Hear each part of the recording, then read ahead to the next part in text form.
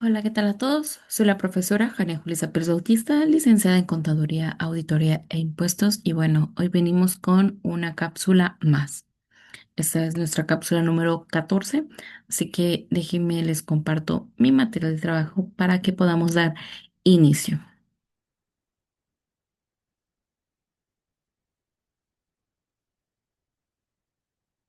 Bien, perfecto. Cápsula número 14, Teorías de la Comunicación 2. Nuestro tema ahorita es el enfoque interdisciplinario de los estudios culturales. Seguimos con la escuela Birmingham, ¿ok? El enfoque interdisciplinario de Escuela de Birmingham se caracteriza por integrar diversas disciplinas como la sociología, la historia, la literatura, la antropología, la semiótica, para analizar la cultura como una práctica social conflictiva y en constante cambio en lugar de un producto de élite. Rompió con la visión marxista que es subordinada a la cultura a la economía al estudiar cómo las clases populares y las subculturales resisten y resignifican los mensajes de los medios de comunicación, reconociendo a la cultura como un campo de batalla por la hegemonía, ¿ok? Hay enfoques, por ejemplo, la sociología e historia, pues se analiza las experiencias de las clases populares y las subculturas estudiando las manifestaciones de las múltiples resistencias populares y la interrelación entre la realidad histórica y la realidad social.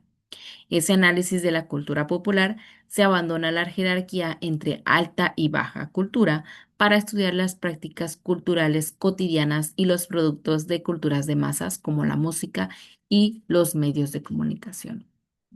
Ok, ese enfoque interdisciplinario pues siempre se caracterizó por combinar esas diferentes disciplinas, ¿no? Como decíamos, la literatura, la historia, la sociología,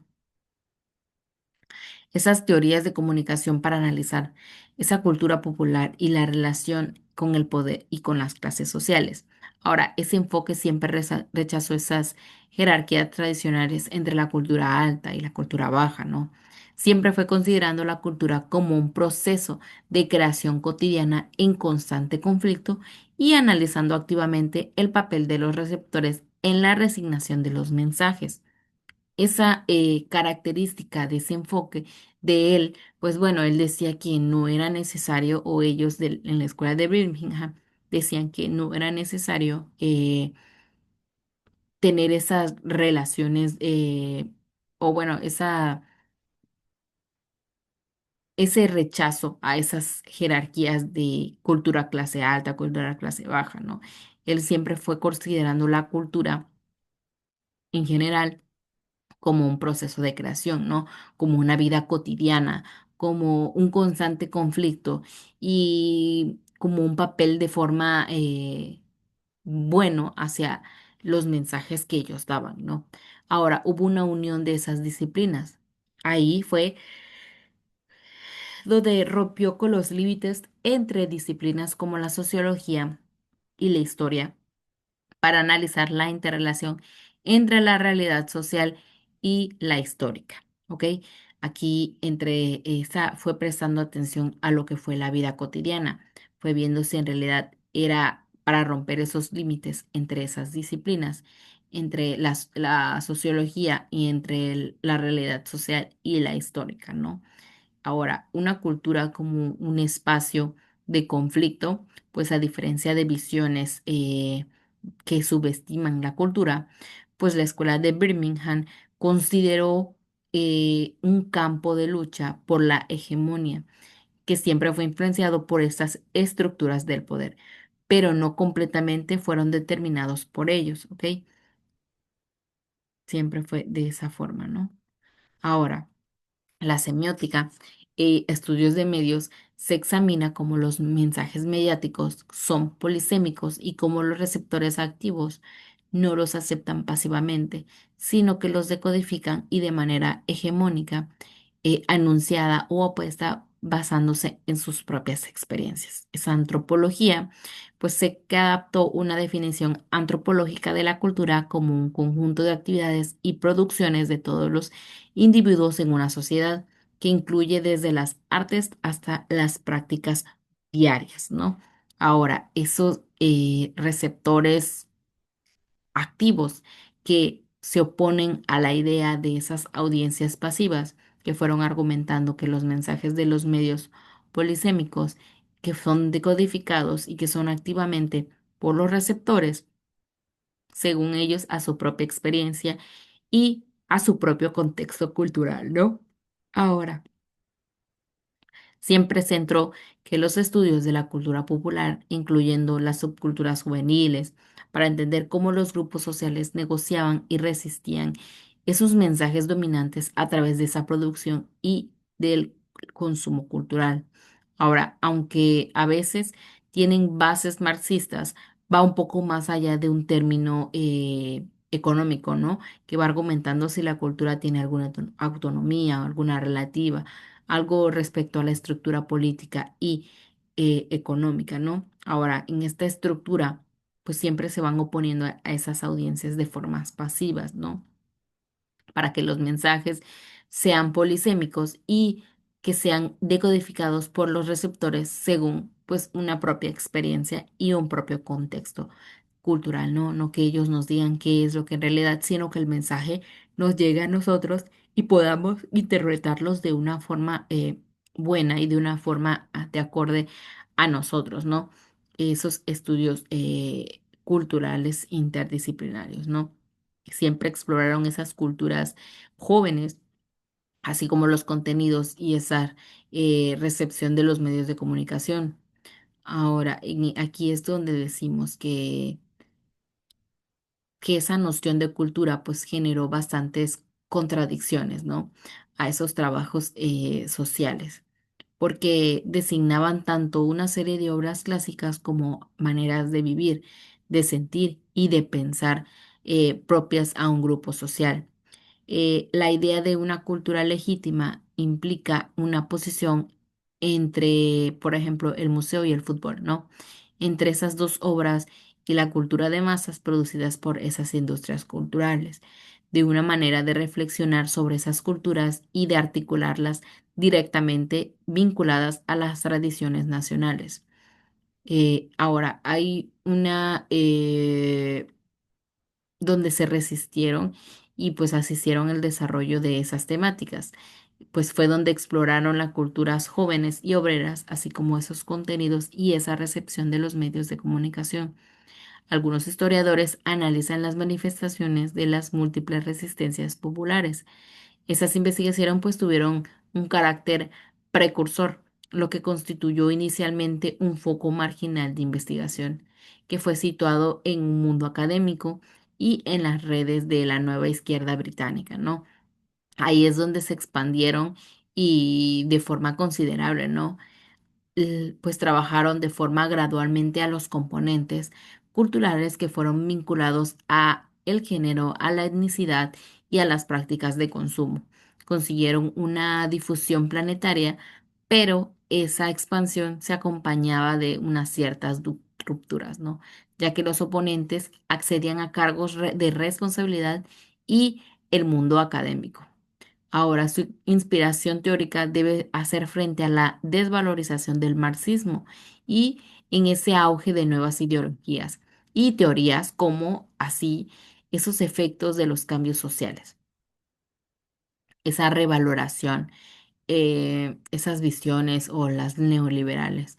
Las culturas siguen siendo un poco paradigma, poco tiene que ver con esos inicios, o poco a poco viene teniendo un énfasis en la capacidad crítica de los consumidores, pues va cuestionando el rol central de la clase social como un factor explicativo y van valorando esas nuevas variables, la edad, el género, la identidad, la etnia. Ahora, llevados por esa dinámica, es como obtuvieron ese éxito, ¿no? Que se tradució por la múltiple entrevistas de los libros, de los manuales, de las creaciones, de esos, donde fueron conociendo esas reflexiones. Y pues bueno, esas se traducieron en esa expansión de su territorio como consumo, moda, identidades, museos, turismo, literatura, esos planteamientos que fueron más radicales de esas investigaciones que a partir de entonces tuvieron un estatutos, ¿no?